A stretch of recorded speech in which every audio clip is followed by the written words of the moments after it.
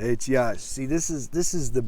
If we can get this question, we're done. We're just done. Done in a good way means the self will, propensity, ego delusions done. And this is what I'm trying to say. See, and this is why I started listening to Eckhart Tolle when I was 20 maybe or something, and he really took me to another level. I'm like yeah, this is because it was is Advaita basically. It was non-dual, more non-dual based than, let's say, strict aesthetic type teachings or religion, etc. And it was just very simple. It was like, just pay, you're just presence, practice presence. And he was funny, and I liked his character, and yeah. So I liked it. I would listen to his audio tapes all the time. And here was, I could only go so far, and here's why.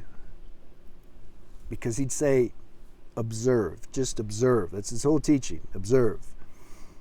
So I'm having thoughts, I'm feeling anxiety or something, observe. He says, just observe it. Okay, yeah, well, it's not going away. And I would still have this self-talk around it.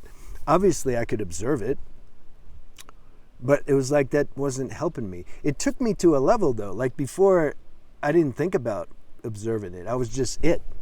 Whatever feeling or thought came, like a lot of people in the beginning, we're like, we don't even question it.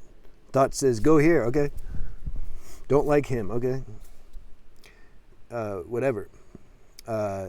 So what ended up happening is I found Mooji at some point, and also Ramana Maharshi, Nasargadatta, Papaji, that whole self-inquiry lineage.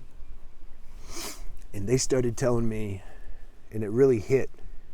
They're like, who is your mind talking to? Who's the thinker? Who's the thinker of the thoughts? Because see, my observer, when I would observe, it was part of the program. It was still part of the mind. The mind would be observing something and then saying, yeah, but why isn't this, why you still have it? You didn't get rid of it. You're observing it, but you didn't get rid of it. That's not a pure observing. Pure observing, the pure consciousness, it doesn't have any opinion about anything. It's not even observing. It's just like the space for this show, the mind and emotions and physical actions and everything to take place in. So when they started asking me to ask myself, who's the mind talking to? See, that you can just feel the inertia that comes up when that question's asked. Most people can't even, it just doesn't even, you're like talking Greek or something. They just don't get, like, it doesn't even land anywhere. They can't even assimilate that level of question because it's a very potent question. Or the mind will take it. Mind's there at every level. It can say, yeah, I don't exist, and all that.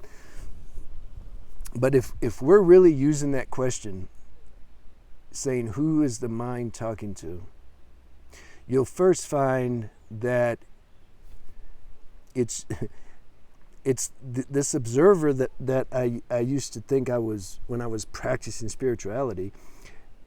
I would see, that's still part of the mind.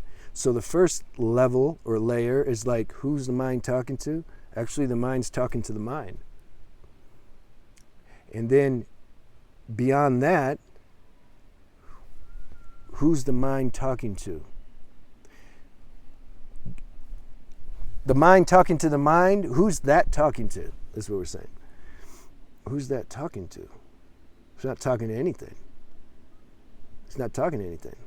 It's the consciousness incarnates into this mind talking to the mind, and then that creates the restlessness or the problem, so to speak. But when you catch that, when you realize that that's like something that we have to transcend, when you realize that the mind's talking to the mind, you have to realize that first.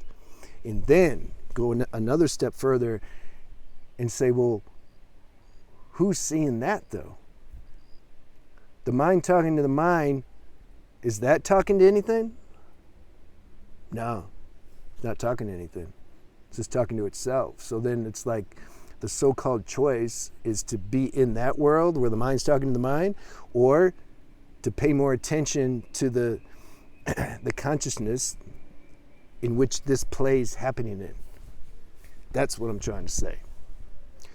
Keeping that question's very potent. Who's the mind talking to? And you don't just do it one time and you're done and you're like, yeah, I'm awake now. That's my sadhana. That's something that's going to continue forever, because as long as we retain some physical body and we're in this, or not even physical body, astral body, whatever, as long as we have any body, a body, and we'll always have a body, we don't ever just disintegrate into nothingness. We're going to keep some body, even if it's a thin sheath of something. The consciousness is going to keep something, because it's creative expression. It wants to taste itself. It needs some separation, even if it's the littlest. That's the best, the littlest separation. See, this body, this is a big separation. We got the causal body, astral body, physical body. I mean, I made it simple. We can, talk. There's 6 or 7 bodies, okay, but let's make things simple. So this consciousness is like seemingly for the game buried deep in all these layers. When we're on more subtle planes and more subtle forms, it's the seeming separation from our source is smaller. So it's easier to recognize it, But see, this is where the real work is. This is where the badasses come to this planet and put on all these clothes, and then identify with it, and then say, okay, I'm gonna wake up.